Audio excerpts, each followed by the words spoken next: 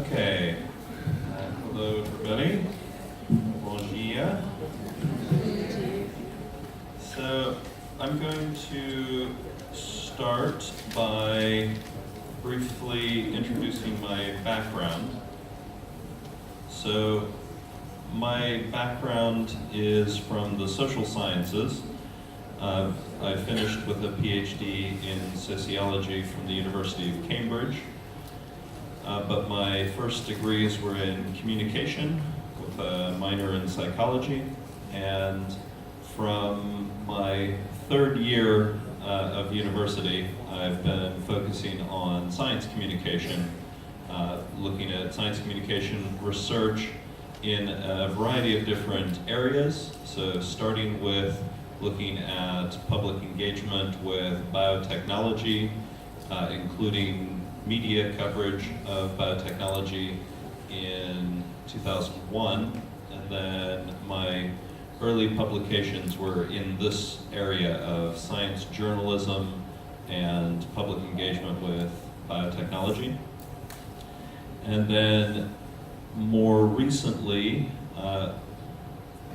in the period after my PhD, I have been focusing more on evaluation. So for about the last 10 years, my focus has been on evaluation of science communication and public engagement in quite a wide variety of settings. I have a normal kind of standard academic role at the University of Warwick in the Department of Sociology. So I'm a sociology professor. I teach about research methods. I started a program on science, media, and public policy that recently finished at the University of Warwick. In addition, I do a lot of practically oriented work where I do commissioned evaluations that are for a wide variety of different institutions to help them understand what's working and why in their science communication and also other types of public engagement, other settings where the institution is trying to get people interested in expert knowledge in a variety of contexts. So I like to start most of my presentations about evaluation with the point of evaluation, with why evaluation matters. Why is it important?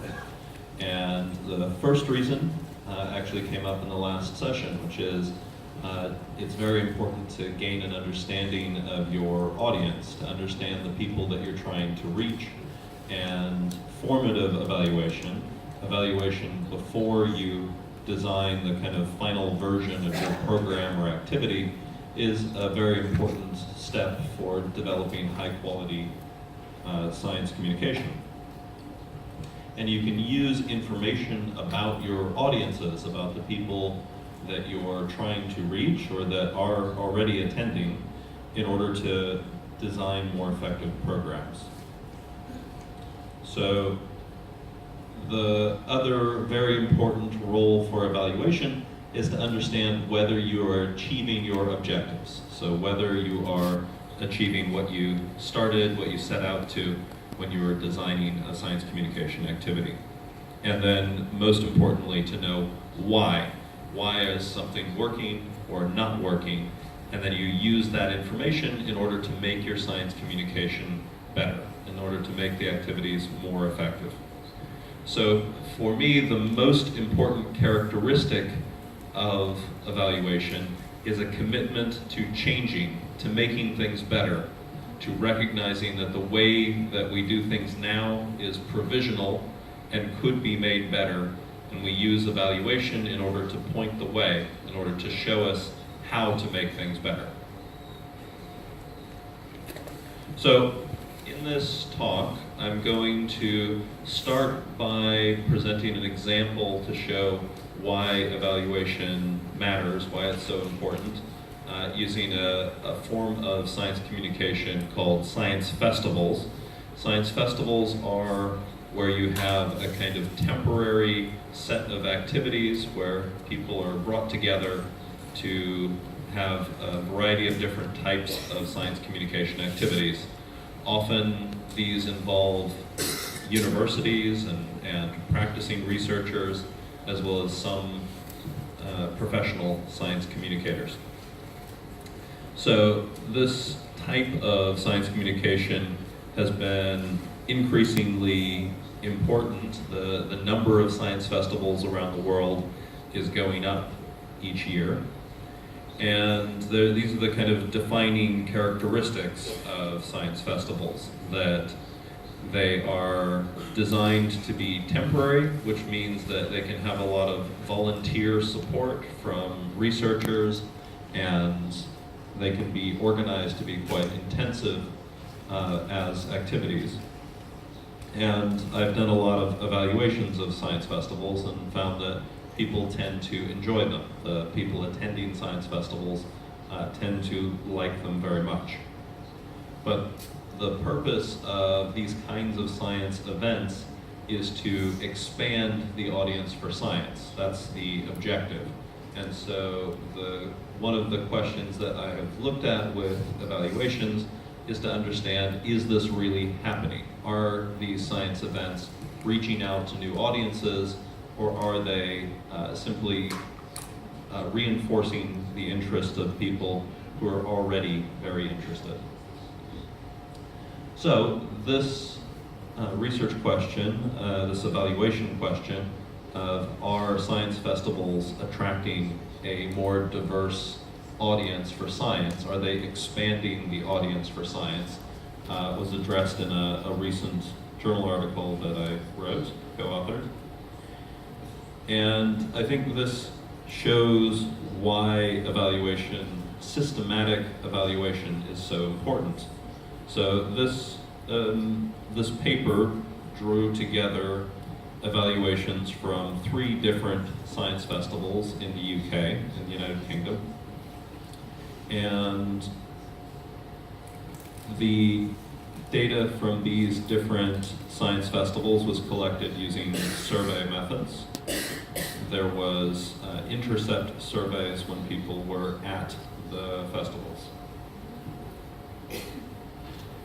And the evaluations showed a very similar pattern, which is that people who are attending these science festivals were much more interested in science and much more engaged with science already before participating than the rest of the population. Now, that was kind of what I and many people expected, but the extent of the kind of unusual nature of the science festival audience was large. So, for example, in one science festival, 65% of participants said they had already been to another science festival or event in the last 12 months. A nationally representative survey looking at the same question found that about 3% of the general population had been to a science festival in the previous 12 months. So this is a big gap between the overall population and then the people participating in these science events. Similarly, there were very high levels of interest in science amongst people as they were going into these science events. 83% of them said that they followed science stories in the news, and they almost 100% of them felt that science was something for them. This is before attending these science events. Also on a demographic level, so the kind of characteristics of the participants were very skewed, very biased towards people who were already very well educated compared to the rest of the population. So somewhere between 71 and 80% of science festival participants had a bachelor's degree, an undergraduate degree. versus 27% in the general population. So there's also a biased pattern in terms of income levels. So the people participating in science festivals were much more educated than the general population and more wealthy, had more money. So what this indicates is that even though these events, these science events are very popular, that thousands of people attend them, they are not achieving their goal of extending the audience for science into new participants, people who don't already like science. It's instead an event that is often by science fans for science fans. And so this indicates that there is a need for kind of admitting that there is a problem of social inclusion for these kinds of science events, or reframing these activities and admitting that they are kind of fan meetings for science, and that they're about reinforcing the interests of people who are already very interested in science.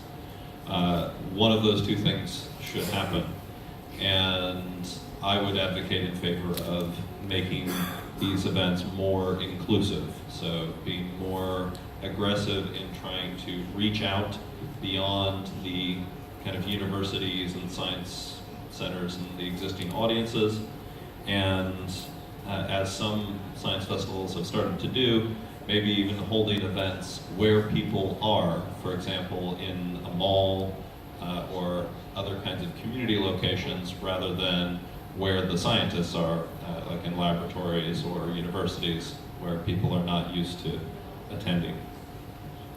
So this example is to highlight that evaluation often presents information that is uncomfortable. When it's done properly, it should be pointing to where change is needed. So if you do an evaluation and somebody asks you what you learned, then there should be an answer that's about something that needed to be improved in the activity. It shouldn't be, I learned that my activity is perfect and the best, and this is the best of all possible worlds, and I don't ever need to change. That's an indicator that there's a bad evaluation if you're always finding out that you're perfect and nothing needs to change. So this is actually quite an important issue for science events in general, also for places like science centers. There's a big issue with inclusion of people who are not already interested in science and people who have lower levels of education. So this same kind of pattern I've found in other types of science-related events. For example, a public engagement event in Ireland that is about engaging people with contemporary research that is happening at universities, where there's a similar pattern of people having very high levels of education. In this case, 78% of participants had at least a bachelor's degree, and 44% had at least a master's degree. And then also a skewed profile in terms of income, much more towards the high end of the spectrum. So that's examples of what can be learned from evaluating the kind of characteristics of audiences and whether audiences are kind of the kinds of audiences that you're trying to reach, whether you're actually getting to them. The question that I think is most important that evaluation can help with is impact. What difference does it make to have people attending a science event or a science center? How are people different because they've been through this kind of experience? And by impact, I mean, what is the kind of overall effects? How are people different because they've been through an experience? And this kind of impact can be negative. It is possible for people to be worse off because they've been through an experience. And there are many different types of impact that could be the focus of an evaluation. A good evaluation goes beyond the kind of looking at was this a positive experience for people? Did people feel good about it? And gets to how and why did particular parts of this experience work effectively? How and why did particular aspects of this experience make a difference for people? And looking both at the kind of positive and negative sides.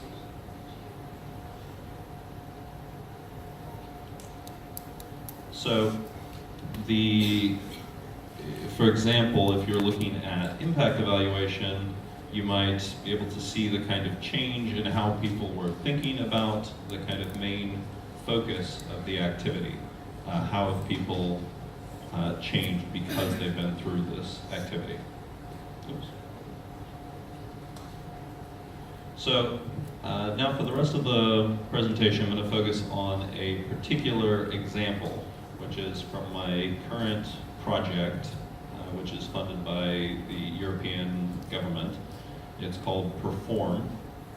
And the focus of this project is about testing whether different arts-based methods of science communication are effective for communicating science to young people in particular. So the target age for the project is about 13 to 16. That's the main focus for the project. And the types of arts and performance related activities that are being evaluated are stand-up comedy, so science-themed stand-up comedy that is done by scientists. That's the Big Bang Theory. And then a theater group that does science-related mime performances, and then a street performance group that uses props in order to communicate science in a kind of fun way. So one of the evaluations of this activity was looking at whether there was any change in the views that participants had in terms of whether science is interesting. So on that measure, there was actually no effect from before to after in whether science was viewed as something interesting. But there were effects on a few of the outcome measures. So the participants were asked in surveys applied before and after seeing one of these performances. They were asked to respond to a set of statements. One of those statements was, "Science is irrelevant to my life." And so this is what's called a reverse-coded item, a item that's phrased in the negative in order to see what people's views are. And so on this measure, there was a significant improvement from before to after viewing one of these performances, which indicates that people were more likely to see science as relevant to their lives after viewing one of these science performances. The biggest change was on this measure. If I wanted to, I could be a scientist. So there was a shift in the positive direction from before to after on this measure of, if I wanted to, I could be a scientist, that statement.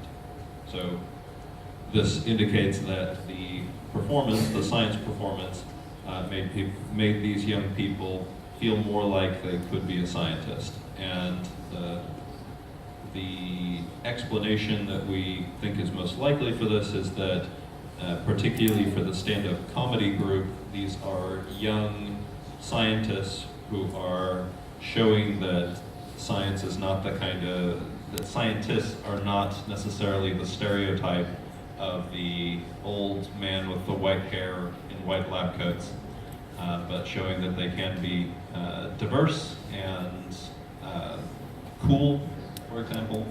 So the other smaller change was in level of agreement with this statement: scientific knowledge is important for my future career. So there was a significant shift in the positive direction on this statement as well. And then it's worth highlighting just a kind of general point that long-term impact evaluation is a very important step to include when doing survey-based impact evaluation. And the kind of default, typical way to do that kind of evaluation would be to go back 12 months later, for example, to see whether attitudes have changed over the course of a kind of longer period of time, and then what have people been doing in between the post-measurement and the longer-term 12 months later measurement. So to finish, I just want to show some research findings from the part of this Perform project that has had most of my attention, is there are other researchers on the project. So one of the things that we looked at for this project was have these young people shared about their experience in the project of seeing these performances. In the project, they actually developed their own science-related performances over a period of time. So one of the research questions was, do these young people actually find this interesting enough? Do they think it's cool and relevant enough that they would actually share it through their personal social media accounts, where they would talk about it with their friends and share by social media? So this was the question is, do these performance-related experiences make their way into social media-based conversations as an indicator of how effective are these activities at changing young people's perceptions of science and scientists? So this was the profile of the participants. They were aged 14 to 16 from the UK, France, and Spain. And we did qualitative interviews with them. So the results, one of the kind of first points, very unsurprising, was that the vast majority of these young people aged 14 to 16 are regular social media users, meaning at least once per day using social media. And then in terms of whether they, the kind of evaluation about their perspective on the performances, first it's worth showing that they very much liked these science performances. The ones that they watched, they thought were really great. They enjoyed them. They thought they were a good use of their time. They thought that they were clear. They were easy to understand, the kind of science performances. However, they did not share anything about them on social media.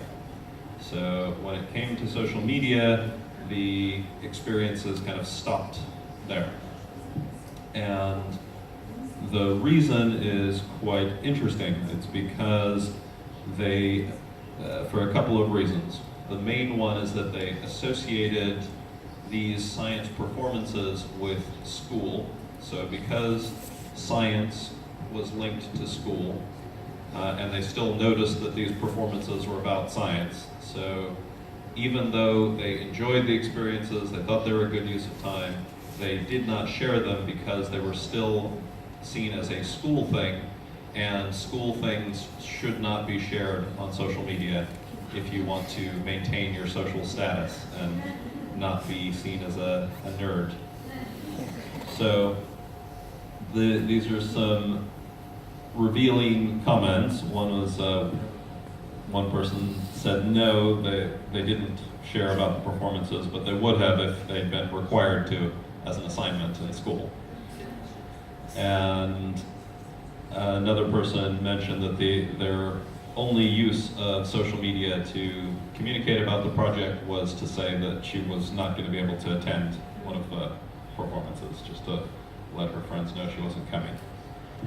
So basically, these activities were viewed as not being share-worthy, not worthy of sharing, because they were associated with schoolwork. And anything related to science or school was viewed as off-limits for sharing. Like it would be a violation of social norms on the social media with their peers, with their friends, if they brought school and science into the kind of private, school-free area of communication with their peers. So the idea is that this social media space is a kind of free zone away from school. And so it needs to be kept clean of school-related content, and science was included in that. And so the students mentioned that they were concerned that if they had talked about these performances, they would have been mocked by their friends. They would have been made to look bad because they would have been seen as too enthusiastic about school, too enthusiastic about science, which would then place them as a nerd. And that would have a negative effect on their social standing in their group. So I think this kind of finding is a problem for science communication aimed at this age group, because one of the main ways that ideas are shared amongst 13 to 16, 17-year-olds is through social media. So if that is a zone that's kept free from science-related content, that's an area of potential influence and impact that's kind of being limited by this kind of social norm. So this raises questions about what would it take. So if a stand-up comedy performance is not enough to make a communication about science okay to share, then what would it take? Is it the case that no matter what we do, no matter how appealing a performance or activity is, that young people are never going to share it with other young people in their personal time? Or is it just around the corner? There's a kind of way that could be, we would be able to communicate in a way to get this kind of sharing. And without this kind of sharing, my concern is that the science communication events that young people participate in are kind of, the amount of impact they can have is limited to just the people who physically show up at those events, because they're not then passing on, there's no kind of multiplier effect of them passing on what they've encountered to others who were not physically there. So I will stop there. These are some web links for different projects I've done relating to relating to the role of social media in evaluation. These are all grant-funded research projects from the UK that have their own websites, and the Perform project is finishing at the end of October, so there's a lot of new research outputs going up there right now.